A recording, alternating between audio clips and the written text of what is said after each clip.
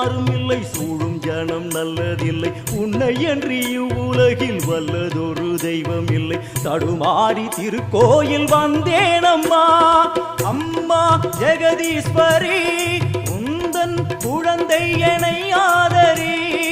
அம்மா ஜெகதீஸ்வரி, உந்தன் குழந்தை என்னை ஆதரி. நீ வந்து தாயாக என்னை தாங்கணும், உன் மடி மீது தலை வைத்து நான் ஏங்கணும். சலனங்கள் இல்லாமல் மனம் தூங்கணும், மனம் தூங்கணும், மனம் தூங்கணும். எங்களுக்கு குறையும் உண்டு, அதனை நான் அழுது சொல்லலாமா? என் தாயும் நீ